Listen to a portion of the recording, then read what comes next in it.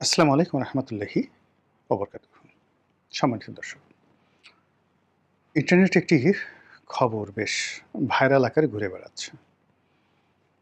এই খবর কি কোনো বট বাহিনী প্রচার করছে, নাকি ডক্টর মোহাম্মদ ইউনূসের লোক, নাকি কোনো সংগঠন, নাকি এমনি এমনি এই খবর প্রচারিত হচ্ছে, অথবা এই খবরে কোনো বেসিক এবং ফান্ডামেন্টাল সত্যতা রয়েছে? আমি বলতে পারবো না। খবরটা হলো এই, যে এইবার ডক্টর মোহাম্মদ ইউনূস তিনি জাতিসংঘের মহাসচিব হচ্ছেন।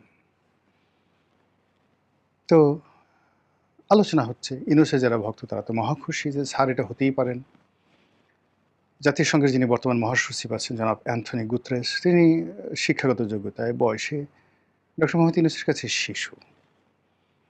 এছাড়া ডক্টর মোহাম্মদ ইউনূসের আস্থাভাজন, করুণাভাজন, তার শিষ্য, তিনি যাকে নিয়োগ দিয়েছেন সেই ব্যক্তি এখন জাতিসংঘের সবচেয়ে আনুষ্ঠানিক সেলিব্রিটি যে পোর্টফোলিও রয়েছে।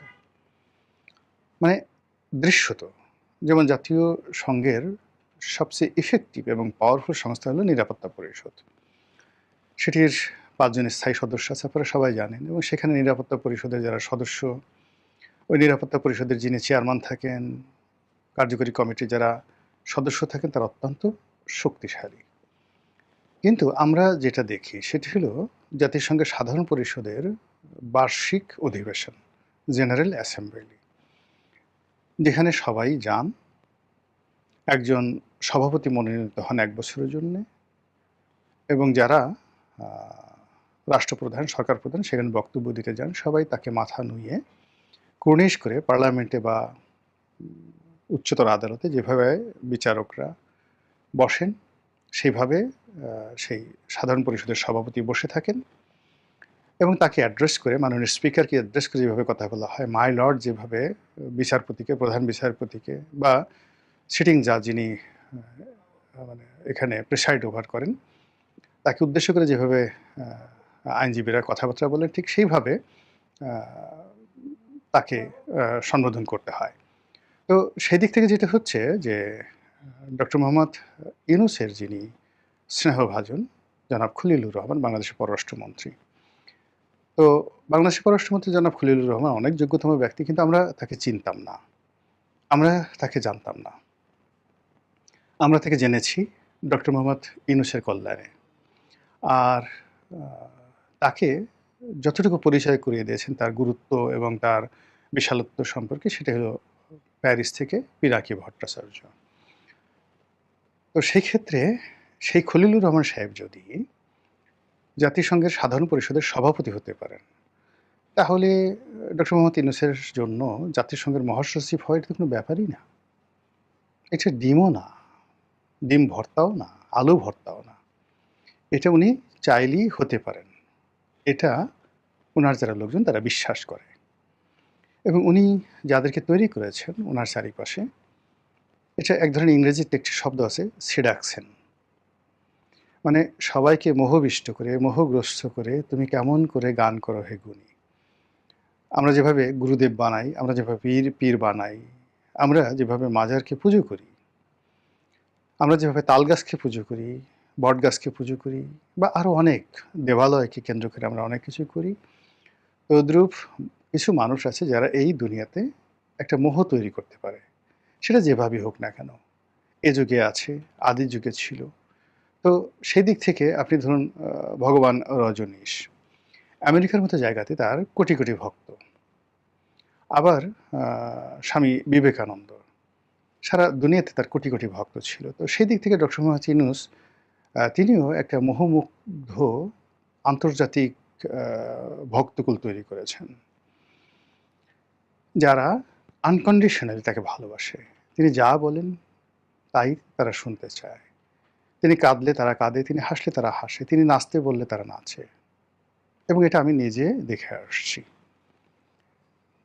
এটা মানে আমি না দেখলে বিশ্বাস করতে পারতাম না। যেমন ধরুন, আমি বেশ কিছুদিন কাজ করেছি আমেরিকার একটা গ্রাম, পৌরসভা আছে, মাউন্ট প্রসপেক্ট। শিকাগো শহর থেকে ২০-২৫ কিলোমিটার দূরে। তো সেখানে আমার যে ল্যান্ড লেডি ছিলেন, আমি যে বাড়িতে থাকতাম, ভদ্রমহিলা একজন ফরেস্টার জেনারেলের কন্যা। অসম্ভব রূপবতী। আপনি একে তো আমেরিকান, তার উপর তার চেহারাটা ঠিক মধুবালার মতো। পেয়ার কিয়া তো ডরে নাকি, এইরকম সুন্দরী একজন মহিলা, ডবল মাস্টার্স করা জর্জ ওয়াশিংটন ইউনিভার্সিটি থেকে। তো সেই মহিলা যখন জানলেন আমি বাংলাদেশে বাড়ি, তিনি প্রথমে বললেন যে, "তুমি ডক্টর মোহাম্মদ ইউনূসের দেশের লোক। তোমাকে কি তিনি চিনেন?" আমি বললাম, "হ্যাঁ, উনি আমাকে চেনেন।" মানে এই কথা বলার সঙ্গে, সঙ্গে ভদ্রমহিলা আমার মানে কি বলবো, আমার মানে ওইখানে মূল্যই বেড়ে গেল। তারপরে বলল যে, "আমার খুব জীবনের একটা শখ তার সঙ্গে একটু দেখা করানো, তার সাথে একটু কথা বলা।" আমি বললাম যে, "ঠিক আছে, তুমি এক কাজ করো, বাংলাদেশে আসো। আমি যখন বাংলাদেশে যাবো আমি তোমার সঙ্গে তার মিটিং করে দেবো।" এবং মানে এমন একটা ব্যাপার যে বিশ্বাস করেন সে মনে হলো যেন আকাশের চাঁদ হাতে পেয়েছে।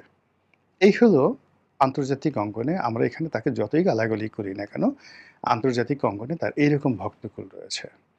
বাংলাদেশে আপনি চিন্তা করেন তার যারা ভক্তকুল রয়েছে।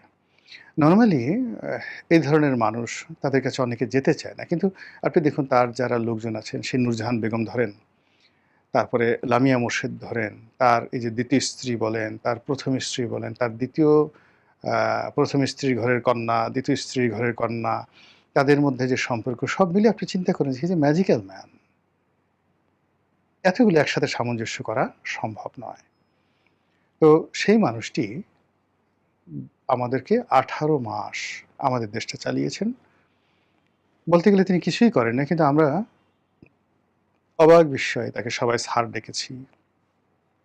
বিএনপির বাঘা, বাঘা নেতারা রাগ হয়ে মনে করছে আজকে নিজের চুল নিজে ছিঁড়ে ফেলবো। তো যারা যখন এখন ফাইনালি চিন্তা করলো যে আমাদের চুল আমরা ডক্টর মোহাম্মদ ইউনূসের সাথে কিছুই করতে পারবো না, আমাদের চুল আমরা আজকে ছিঁড়ে ফেলবো। যেই না রাগ হয়ে যমুনাতে গেল, যমুনার গেট পার হওয়ার সঙ্গে, সঙ্গে তাদের মুখে হাসি চলে আসলো। কোনো কামরূপ কামাক্ষার জাদুকরের পক্ষে এই মোহ তৈরি করা সম্ভব নয়। এটাকে ইংরেজিতে বলা হয় সেডাকশন।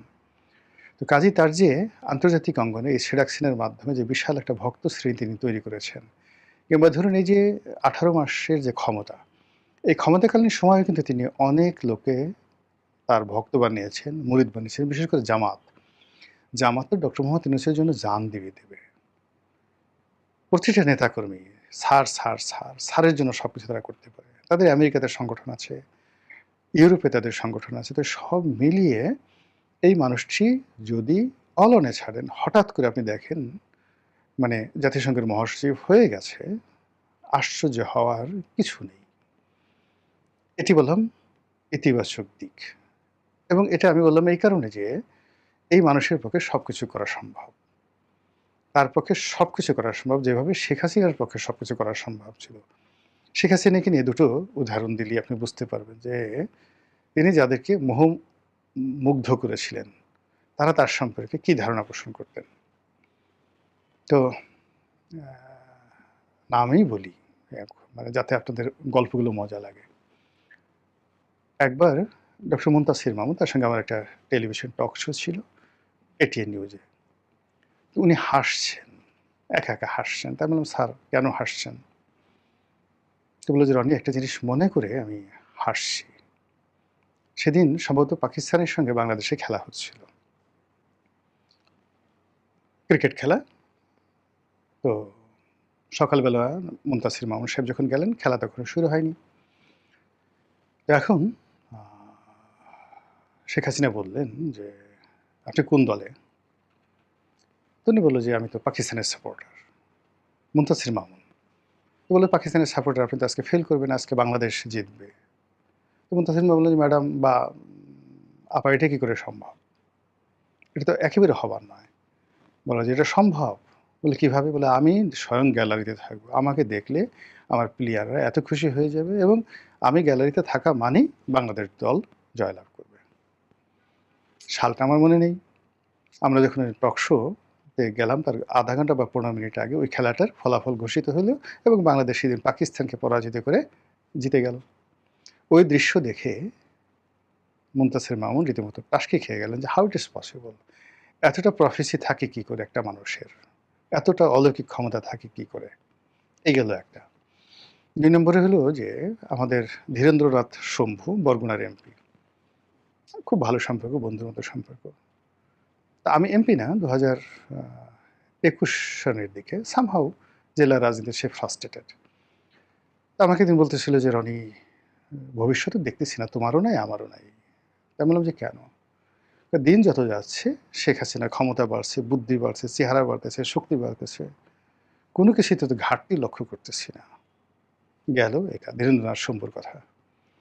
এবার আসেন ঢাকা বিশ্ববিদ্যালয়ের ২ জন মানে ভাইস চ্যান্সেলর। একটা অনুষ্ঠানে আমি ছিলাম, তো আমার পাশে এই যে বিখ্যাত ভাইস চ্যান্সেলর যিনি মানে যাকে সমালোচিত হয়েছেন চা, সমোসা, সিঙ্গারা এই নামে। তো তিনি আমার পাশে বসছেন। আর একটু দূরে তিনি বসছেন হলো ডক্টর আরিফিন সিদ্দিকী সাহেব। তো ডক্টর আরিফিন সিদ্দিকী সাহেবের সঙ্গে আমার ব্যক্তিগত সম্পর্ক দীর্ঘদিনের। কিন্তু ওই যে বর্তমান যিনি ভাইস চ্যান্সেলর ছিলেন সেই সময়টাতে তার সঙ্গে আমার ব্যক্তিগত পরিচয় ছিল না। কিন্তু আমার ছোট ভাইয়ের ডাইরেক্ট টিচার তিনি। আর তার ছেলে এবং আমার ছেলে ঢাকা কলেজে একসঙ্গে পড়তো। তো তিনি আমার সঙ্গে খুব ভাব জমালেন, কথা বললেন যে, "রনি ভাই, আপনার ভাই আমার ডিপার্টমেন্টের ছাত্র, ইতিহাসের ছাত্র বা ইসলামের ইতিহাসের ছাত্র। আমি আপনার ছেলে, আমার ছেলে একসাথে পড়তাম।"